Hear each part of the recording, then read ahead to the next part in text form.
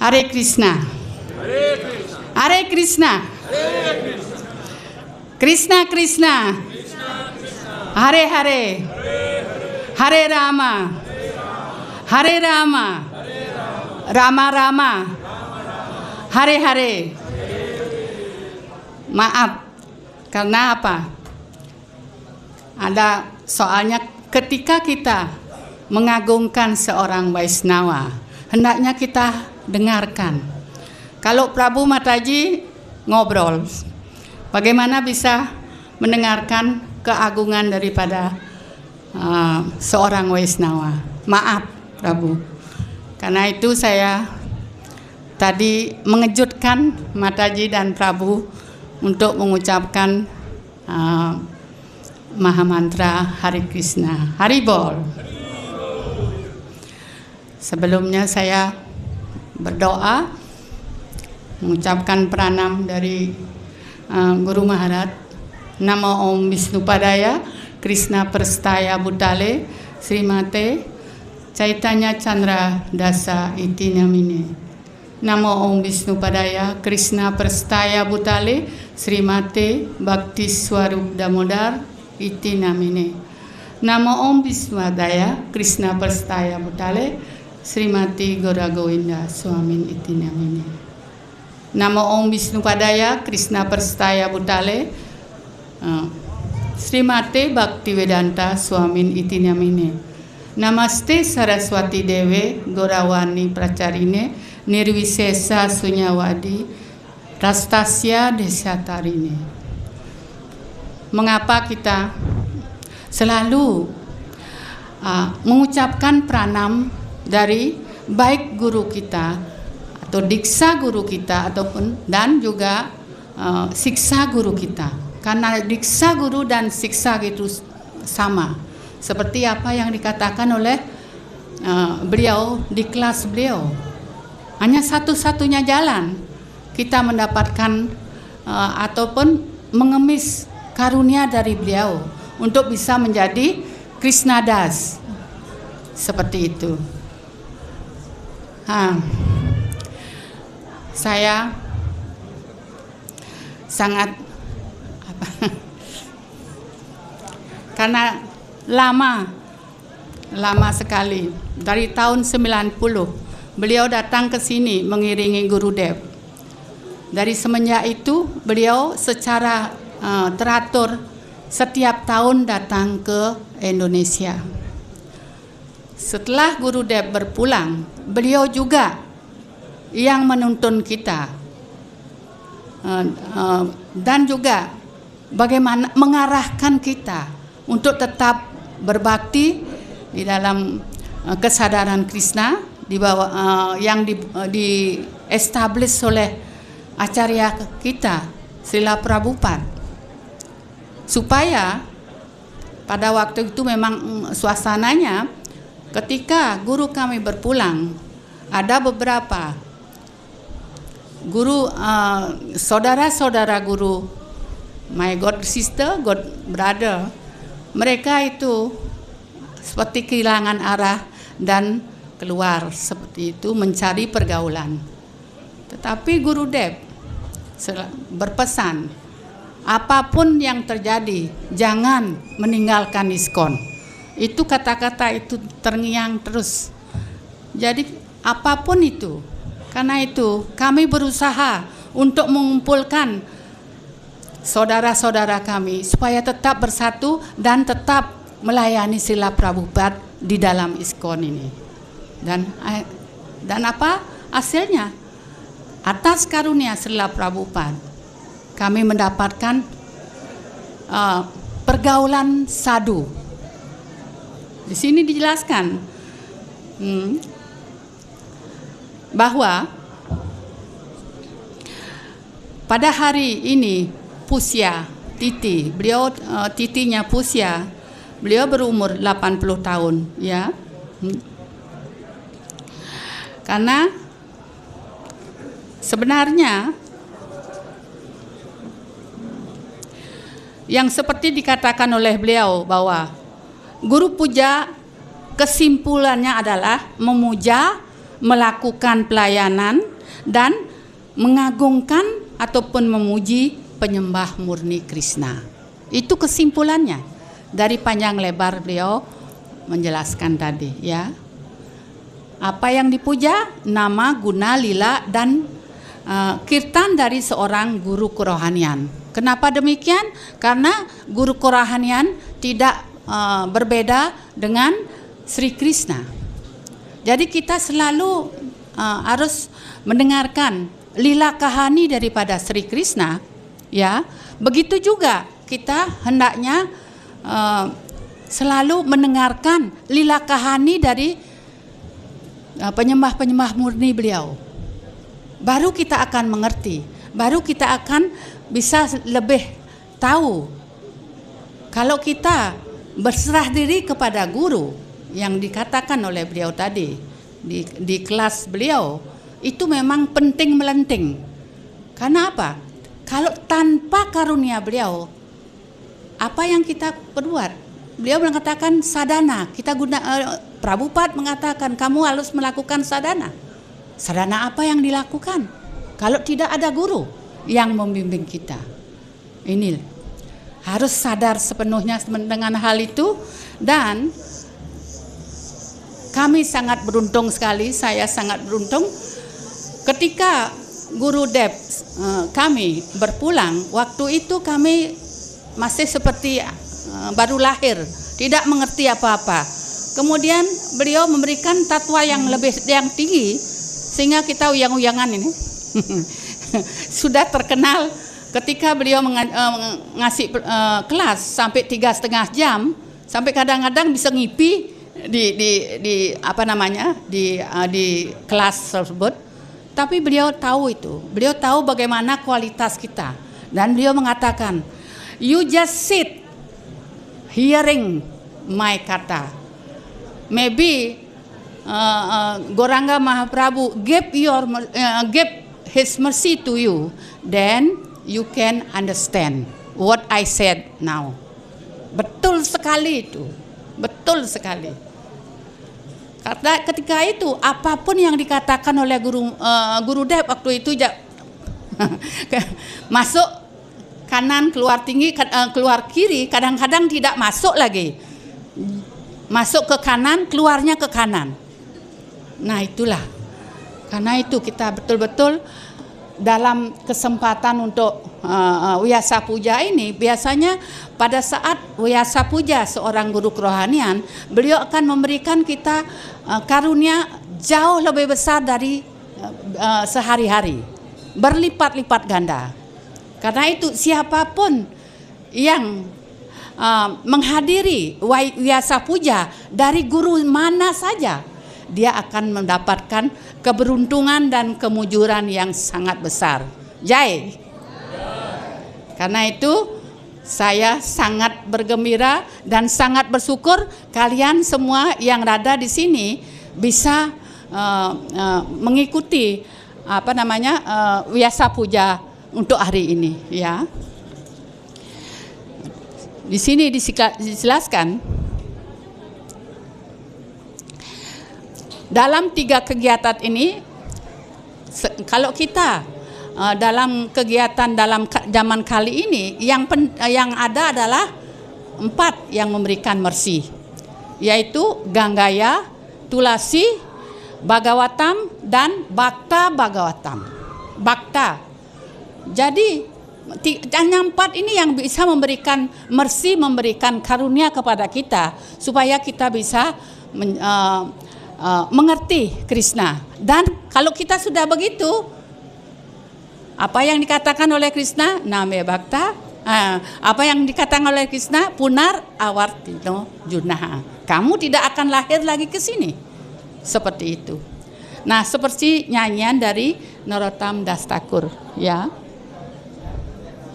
Vaisnavera pada dulitare wahasnana kalitar panamora Vaisnavera nama Vaisnavera cicista tate mora manonista Vaisnavera Namaste alasa. Debu kaki Padma seorang Waisnawa adalah praschita hamba, penyucian hamba. Mantra yang hamba dapatkan dari Anda, dan itu untuk hamba persembahkan sebagai tarpana. Pikiran hamba sepenuhnya sadar akan hasil yang sangat mulia dengan menikmati maha persad dari Anda. Maha persad. Nama suci Waisnawa adalah kebahagiaan hamba.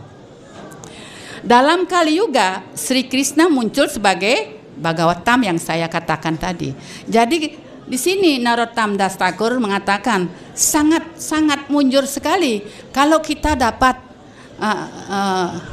lungsuran dari seorang Waisnawa, baik itu debu kaki, cuci kaki Padma beliau, kemudian makanan beliau, dan juga yang paling penting adalah kata yang disampaikan oleh beliau.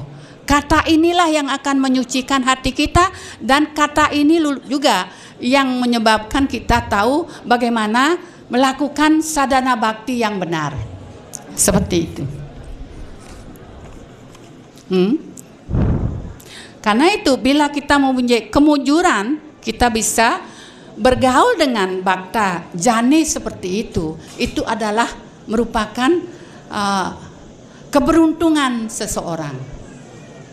Karena itu hendaknya kita sangat-sangat serius untuk mengemis karunia kepada guru kerohanian kita. Seperti itu. Hanya guru yang dapat memberikan kita karunia seperti itu, ya. Oh Guru Maharaj, Anda selalu memberikan bimbingan, menyemangatkan kami dengan kasih sayang,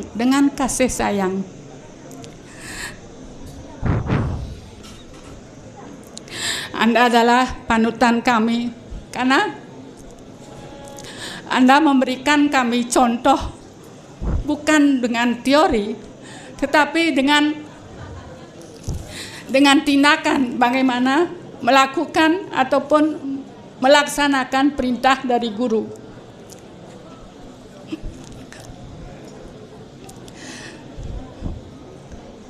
Karena beliau mencontohkan dengan diri beliau sendiri. Ketika Gurudev memerintahkan beliau meninggalkan keluarga, karena Gurudev ingin beliau fokus untuk memanage Bhubaneswar, karena waktu itu pembangunan tidak jalan-jalan sudah beberapa tahun.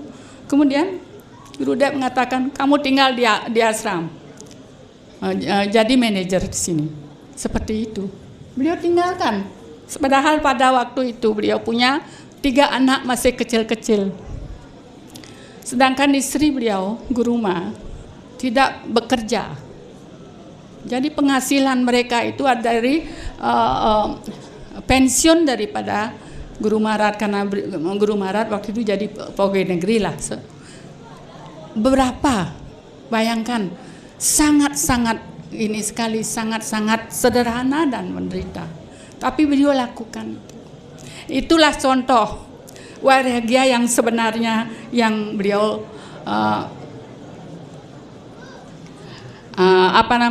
contohkan kepada kita semua. Kan? Vaisnawa itu para duka-duki. Ini juga dicontohkan oleh beliau. Bagaimana beliau sangat toleransi sekali dan juga mengalah. Sepanjang hidup saya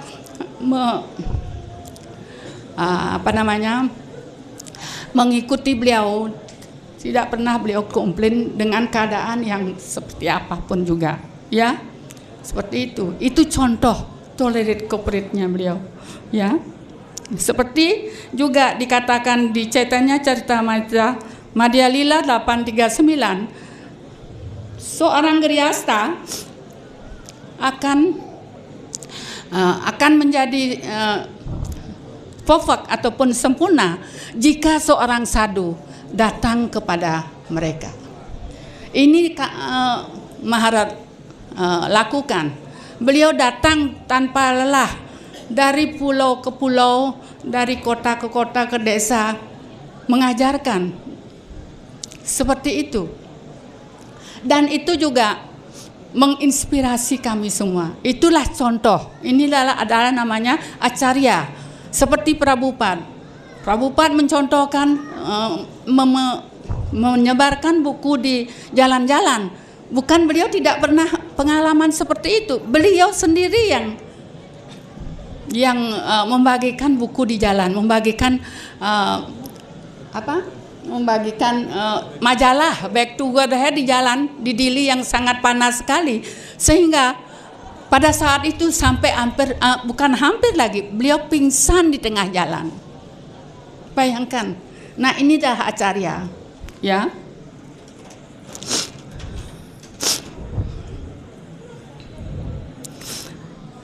Kemudian yang saya katakan, seorang sadhu Waisnawa hendaknya mengajarkan kepada kita bagaimana tolerate dan cooperate. Walaupun banyak yang sangat iriati. Pada suatu saat saya mengeluh. Biasa kalau wanita kalau ada gini pasti mengeluh. Saya mengeluh. Saya sudah saya merasa sudah menjalankan ini, tapi kenapa kritikan dan tuduhan apapun itu datang kepada saya, sampai kadang-kadang tidak bisa saya tahan. Saya ungkapkan kepada beliau. Kemudian beliau memberikan saya cerita. Ceritanya seperti ini. Ada suatu taman yang indah sekali. Di sana banyak pujangga-pujangga yang menulis, karena indahnya taman itu, banyak pujangga yang datang ke sana. Kemudian menulis puisi seperti yang dilakukan oleh Prabu Adipurusa. Mungkin beliaunya datang ke taman itu untuk menulis puisi. Nah, di taman itu juga ada seekor burung yang tinggi, yang di atas pohon yang tinggi. Dia menyanyikan lagu yang sangat merdu sekali. Sangat merdu sekali. Dengan inspirasi nyanyian dari burung itu, para pujangga lebih lagi mereka itu menulis tentang keindahan alam dan lain sebagainya. Dan dilihatlah oleh serigala yang juga tinggal di sana. Serigala itu menjadi iriati. Dia iriati sekali. Kenapa semua orang memuja burung itu? Artinya selalu dibicarakan burung itu yang dengan suara yang indah. Dia sangat iriati. Kemudian dia datang kepada tetuanya waktu itu. Dan tetuanya mengatakan bagaimana cara membunuh burung itu. Nah itu karena dia tidak ingin mendengarkan nyanyian burung itu. Dan setelah itu tetua itu mengatakan, sedikit ya lagi, saya minta waktu lagi sedikit aja. Setelah dia berdiskusi dengan tetua dari serigala itu, dan dia mengatakan, kamu harus melakukan pertapaan, memuaskan Dewa Brahma. Ketika Dewa Brahma puas, beliau pasti akan memenuhi keinginanmu. Bagus sekali sebenarnya ya kan. Akhirnya mereka bertapa. 3 serigala itu bertapa keras sekali. Sampai suatu saat Dewa Brahma datang menemui mereka.